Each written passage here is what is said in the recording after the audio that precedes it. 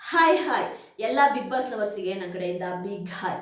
ನಾನು 3 ಡೇಸಿಂದ ತುಂಬ ಬ್ಯುಸಿ ಇದ್ದಿದ್ದರಿಂದ, ನನಗೆ ಹೆಲ್ತ್ ಇಶ್ಯೂ ಇದ್ದಿದ್ದರಿಂದ ನಾನೊಂದು ಸಾವಿಗೆ ಹೋಗಿದ್ದೆ. ಹಾಗಾಗಿ ಅಲ್ಲಿಂದ ಬರೋದೆಲ್ಲ ನನಗೆ ಟೈಮ್ ಆಯಿತು. ಹಾಗಾಗಿ ನನಗೆ ಸೋಷಿಯಲ್ ಮೀಡಿಯಾದಲ್ಲಿ ಏನು ನಡೀತಿದೆ ಅಂತ ನನಗೆ ನೋಡೋಕ್ಕಾಗಲಿಲ್ಲ. ಇವತ್ತು ಸಂಜೆ ಬಂದ ಮೇಲೆ ಕೂತು ಒಂದೊಂದಾಗೆ ಡೀಟೇಲ್ ಆಗಿ ನಾನು ಸೋಷಿಯಲ್ ಮೀಡಿಯಾದಲ್ಲಿ ಏನು ನಡೀತಿದೆ ಅಂತ ನೋಡಿದೆ. ನಾನು ಒಂದೇ ವಿಷಯ ಹೇಳ್ತಾ ಇರೋದು, ಅದು ಪ್ರೇಕ್ಷಕರಾಗಿರ್ಬೋದು, ನೀವು ಯಾರು ಫ್ಯಾನ್ಸ್ ಬೇಕಾದ್ರೂ ಆಗಿರಿ, ನಾನು ಒಂದೇ ವಿಷಯ ಹೇಳ್ತಿರೋದು, ಒಬ್ಬ ಗಿಲ್ಲಿ ವಿನ್ ಆಗಬೇಕು ಅಂತನೋ ಇಲ್ಲ ಅಶ್ವಿನಿ ಗೌಡ ವಿನ್ ಆಗಬೇಕು ಅಂತನೋ ಅದಲ್ಲ ಮ್ಯಾಟ್ರು.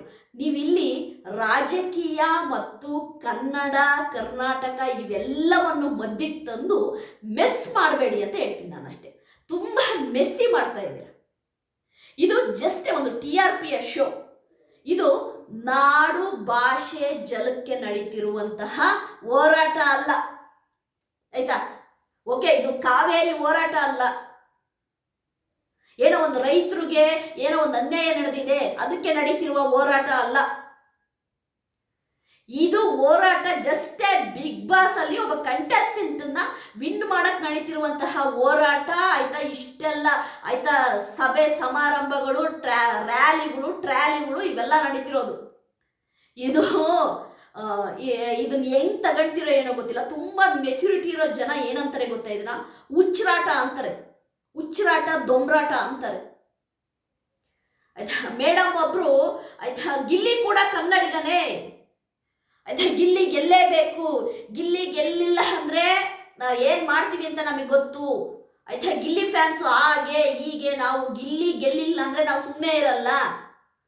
ನಂಗೆ ಅರ್ಥ ಆಗ್ತಿರಲ್ಲ, ನನಗೆ ಅರ್ಥ ಆಗ್ದಿರೋ ಒಂದು ವಿಷಯ ಏನು ಗೊತ್ತಾ, ಗಿಲ್ಲಿ ಗೆಲ್ತಾನೋ ಸೋಲ್ತಾನೋ ಅದನ್ನ ಪಕ್ಕಕ್ಕಿಡಿ.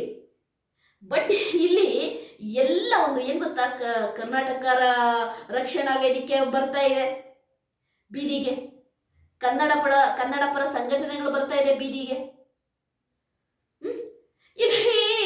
ಇದು ಯಾರ ವಿರುದ್ಧ ಇದು ಹೋರಾಟ? ಯಾರಿಗಾಗಿ ಹೋರಾಟ? ಯಾರ ವಿರುದ್ಧ ಹೋರಾಟ? ಜಸ್ಟೇ ಒಂದು TRP ಶೋ. ಇದೇನು ಆಯ್ತಾ, ನೆಲ ಜಲ ಕನ್ನಡಕ್ಕಾಗಿ ಹೋರಾಡ್ತಿರುವಂತ ಹೋರಾಟ ಅಲ್ಲ ಸ್ವಾಮಿ ಇದು. ನೋಡ್ದವ್ರು ನಗಾಡ್ತಾರೆ, ಆಯ್ತಾ? ಏನೇ ಆದ್ರೂ ಓಟ್ ಏನ್ ಬರುತ್ತೆ, ಯಾರು ಫಿನಾಲೆಯಲ್ಲಿ ಹೈಯೆಸ್ಟ್ ಓಟ್ ತಗೊಂತಾರೆ ಆ ಕಂಟೆಸ್ಟೆಂಟ್ ವಿನ್ ಆಗ್ತಾರೆ.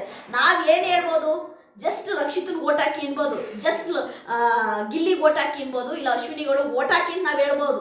ಅಷ್ಟೇ ನಮ್ ಕೆಲಸ. ಅದು ಬಿಟ್ಟು ನೀವು ಓಟ್ ಹಾಕ್ಲಿಲ್ಲ ಅಂದ್ರೆ ನಾವು ಗೊತ್ತಾ, ನಾವೇನ್ ಗೊತ್ತಾ, ಗಿಲ್ಲಿ ವಿನ್ ಮಾಡ್ಲಿಲ್ಲ ಅಂದ್ರೆ ನಾವ್ ಯಾರು ಗೊತ್ತಾ, ಅವೆಲ್ಲ ನಡೆಯಲ್ಲ. ಅವೆಲ್ಲ ನಡೆಯುತ್ತಾ? ಸೋಷಿಯಲ್ ಮೀಡಿಯಾದಲ್ಲಿ ನನಗೆ ನೋಡಿದ ಪ್ರಕಾರವಾಗಿ ಇಲ್ಲಿ ಏನು ಗೊತ್ತಾ, ಒಂದು ರಿಯಾಲಿಟಿ ಶೋ, ಒಂದು ಬಿಗ್ ಬಾಸ್ ಶೋನ ಈ ಮಟ್ಟಕ್ಕೆ ವಿವಾದವನ್ನು ಹುಟ್ಟಿಸುವಂತೆ ಮಾಡುತ್ತಿರುವಂತಹ ಕೆಲವೊಬ್ಬರುಗಳು, ಆಯ್ತಾ, ಇದನ್ನ ಒಂದು ಹೆಂಗ್ ಮಾಡ್ಕೊಂತಿದ್ದಾರೆ ಅಂದ್ರೆ, ಅವರ ಬೇಳೆ ಕಾಳುಗಳನ್ನು ಬೇಯಿಸ್ಕೊಳೋದಕ್ಕೋಸ್ಕರವಾಗಿ ಇಲ್ಲಿ ಗಿಲ್ಲಿಯನ್ನೂ ಬಳಸ್ಕೊಳ್ತಾ ಇದ್ದಾರೆ, ಅಶ್ವಿನಿ ಗೌಡನ್ನೂ ಬಳಸ್ಕೊಳ್ತಾ ಇದ್ದಾರೆ. ನಿಜವಾಗ್ಲೂ ಕೂಡ ನನಗೆ ಅನ್ನೋ ಪ್ರಕಾರವಾಗಿ, ಆಯ್ತಾ, ಈ ಅಶ್ವಿನಿ ಗೌಡ ಗಿಲ್ಲಿ ನಟ ಇವರಿಬ್ಬರ ಈ ವಿನ್ನಿಂಗಿನ ಗುದ್ದಾಟದಲ್ಲಿ, ಬಿಗ್ ಬಾಸ್ ಕನ್ನಡ ಸೀಸನ್ 12 ಇವರಿಬ್ಬರಲ್ಲಿ ಗೆಲ್ಲಬೇಕು ಅಂತೇಳಿ ಇವರ ಫ್ಯಾನ್ಸ್ ಏನು ಗುದ್ದಾಟ ಮಾಡ್ತಿದ್ದಾರೆ. ಇವರ ಮಧ್ಯದಲ್ಲಿ ಸೈಲೆಂಟ್ ಆಗಿ, ಡಿಗ್ನಿಫೈ ಆಗಿ, ಆಯ್ತಾ, ಗೆದ್ರೂ ಪರವಾಗಿಲ್ಲ, ಗೆಲ್ದೇ ಇದ್ರೂ ಪರವಾಗಿಲ್ಲ, ನಮ್ಮ ಕಂಟೆಸ್ಟೆಂಟ್ ಟಾಪ್ 2 ಬಂದ್ರೆ ಸಾಕು ಅಂತೇಳಿ, ಆಯ್ತಾ, ತುಂಬಾ ಆಯ್ತಾ ಡಿಗ್ನಿಫೈ ಆಗಿ ಓಟ್ ಹಾಕ್ತಿರುವಂತಹ ರಕ್ಷಿತಾ ಫ್ಯಾನ್ಸಿಗೆ ನಿಜವಾಗ್ಲೂ ನಾನು ಶಬಾಷ್ ಹೇಳ್ತೀನಿ. ಸೂಪರ್. ಯಾಕೆ ಗೊತ್ತಾ, ಆ ಡಿಗ್ನಿಟಿನ ಮೇಂಟೈನ್ ಮಾಡಿ. ಯಾಕೆ ಅಂತಂದ್ರೆ ನಾನು ಅದೇ ಹೇಳೋದು, ಇದು ಒಂದು ಜಸ್ಟೇ ಒಂದು TRP ಶೋ. ವಿನ್ ಆದವ್ರಿಗೆ ಎರಡು ಕೊಂಬರಲ್ಲ, ವಿನ್ ಆದವ್ರಿಗೆ ಏನು ಅವ್ರದೇ ಎಲ್ಲ ಅನ್ನೋ ರೀತಿ ಏನೂ ಆಗಲ್ಲ. ವಿನ್ನಿಂಗ್ ಅನ್ನೋದು, ಆಯ್ತಾ, ಒಬ್ಬರಿಗೆ ಸಿಗೋದು ಟ್ರೋಫಿ, ಒಬ್ಬರಿಗೆ ಸಿಗೋದು ಒಂದು 35 lakhs ದುಡ್ಡು ಸಿಗುತ್ತೆ, ಅದೆಲ್ಲ ಓಕೆ. ಬಟ್ ಅದಕ್ಕಿಂತ ದೊಡ್ಡದು, ಆಯ್ತಾ, ಪ್ರೇಕ್ಷಕರ ಒಂದು ಮನಸ್ಸಿನಲ್ಲಿ ಉಳಿಯೋದು, ಒಂದು ಒಳ್ಳೊಳ್ಳೆ ಪ್ರಾಜೆಕ್ಟ್ಗಳು ಅವ್ರಿಗೆ ಸಿಗೋದು ಮ್ಯಾಟ್ರು, ಸರಿಯಾ? ಬಟ್ ರಕ್ಷಿತಾ ಫ್ಯಾನ್ಸು, ರಕ್ಷಿತನ ಫಾಲೋ ಮಾಡುವಂಥವ್ರು, ರಕ್ಷಿತನ ಅಭಿಮಾನಿಸುವಂತಹ ಕೋಟ್ಯಾಂತರ ಜನ, ಅವ್ರು ಹೇಳೋದು ಏನು ಗೊತ್ತಾ, ಅವಳು ವಿನ್ ಆಗ್ತಾಳೋ ಇಲ್ವೋ ಗೊತ್ತಿಲ್ಲ, ಅಟ್ಲೀಸ್ಟ್ ಟಾಪ್ 2 ಆದರೂ ಬರಲಿ, ನಮ್ಮ ರಕ್ಷಿತನಿಗೆ ಓಟ್ ಹಾಕಿ ಅಂತೇಳಿ ಸರ್ವೇ ಸಾಮಾನ್ಯವಾದ ಪ್ರಜೆಗಳು ರಕ್ಷಿತನಿಗೆ ಓಟ್ ಕೇಳ್ತಿರೋದು.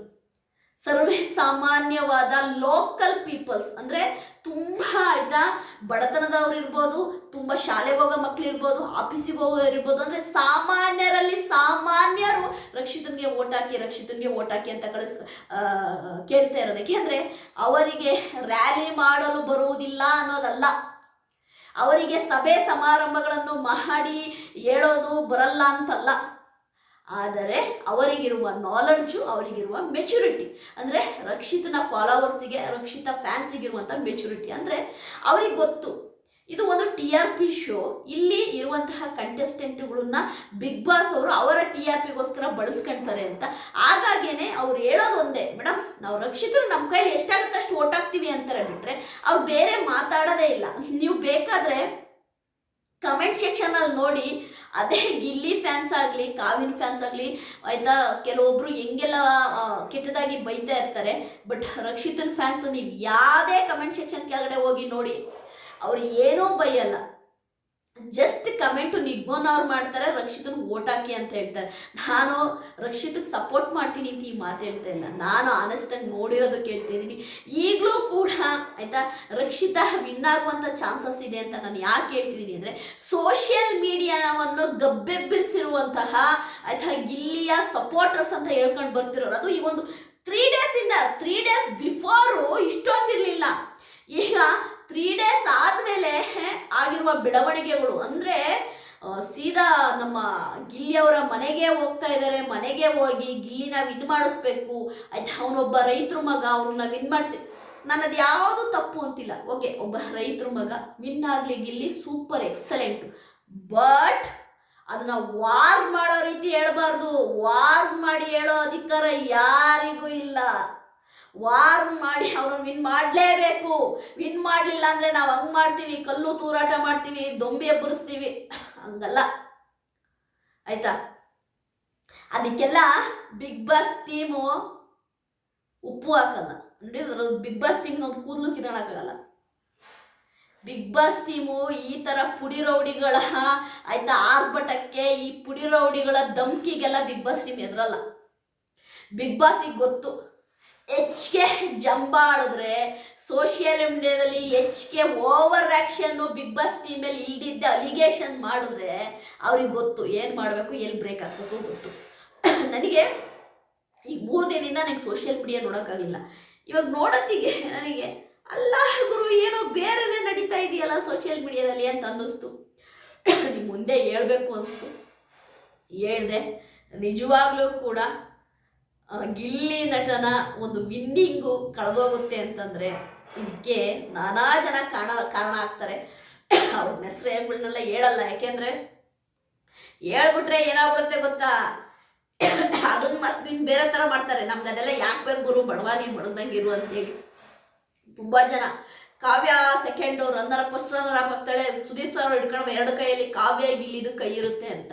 ಹಾಗೆಲ್ಲರ ಇದ್ಬಿಟ್ರೆ ಟಾಪ್ 2 ಅಲ್ಲಿ ಕಾವ್ಯ ಇದ್ಬಿಟ್ರೆ, ಸುದೀಪ್ ಸರ್ ಅವರೆಲ್ಲರ ಕಾವ್ಯಂದು ಕೈನ ಮೇಲೆತ್ತ ಅಂತ ಒಂದು ಗಳಿಗೆ ಬಂದರೆ ಪ್ರಾಮಿಸ್ ಮಾಡ್ತೀವಿ, ಪ್ರಾಮಿಸ್ ನೆಕ್ಸ್ಟ್ ಇಯರ್ ಈ ಬಿಗ್ ಬಾಸ್ಗೆ ಒಂದು ದೊಡ್ಡ ನಮಸ್ಕಾರ. ಬಿಗ್ ಬಾಸ್ ರಿವ್ಯೂ ಅಲ್ಲ, ಬಿಗ್ ಬಾಸ್ ಕಡೆ ತಿರುಗು ಕೂಡ ನೋಡಲ್ಲ, ತಿರುಗಿ ನೋಡೋದಲ್ಲ, ಬಿಗ್ ಬಾಸಿನ ಹೆಸರೇ ಎತ್ತಲ್ಲ ಆಯ್ತಾ.